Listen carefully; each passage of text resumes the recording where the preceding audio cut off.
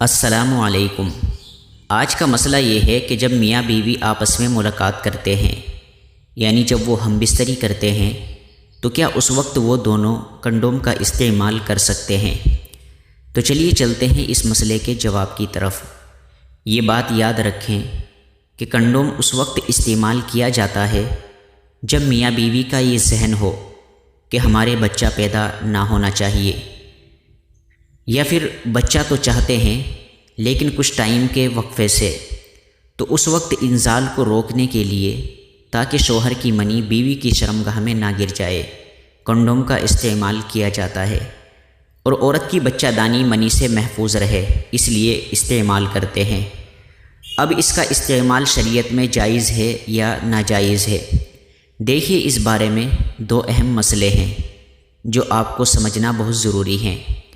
ایک مسئلہ تو یہ ہے کہ جائز ہے، اور ایک مسئلہ ناجائز کا ہے۔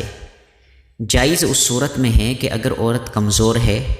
اگر عورت سے بچہ پیدا کرائیں گے تو عورت کی جان کو خطرہ ہے، جان جا سکتی ہے، تو اس صورت میں ہم بستری کے دوران کنڈوم استعمال کر سکتے ہیں۔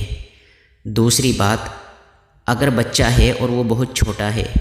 اور ابھی ماں کا دودھ پی رہا ہے،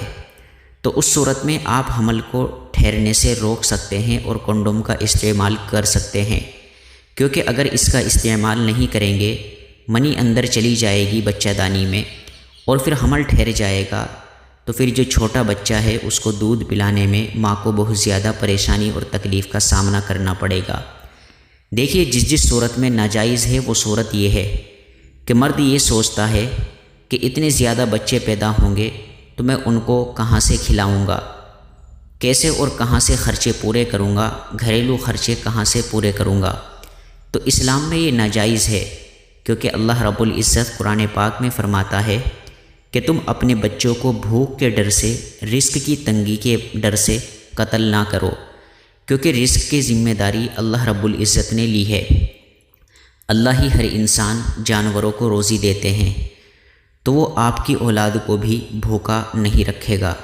اگر بھوک کے ڈر سے کنڈوم کا استعمال کر کے بچے کی پیدائش روک رہے ہیں تو یہ ناجائز کام کر رہے ہیں۔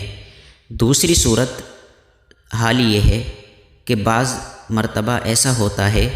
کہ عورت سوچتی ہے کہ اگر میرے بچہ پیدا ہو گیا تو میری حسن میں کمی آ جائے گی، میری خوبصورت کم ہو جائے گی، پیٹ ڈھیلا ہو جائے گا، چہرے کی خوبصورتی اور رونق کم ہو جائے گی۔ اگر یہ سوچ کر کنڈوم استعمال کرواتی ہے عورت تو یہ ناجائز ہے، کیونکہ حدیث پاک میں آتا ہے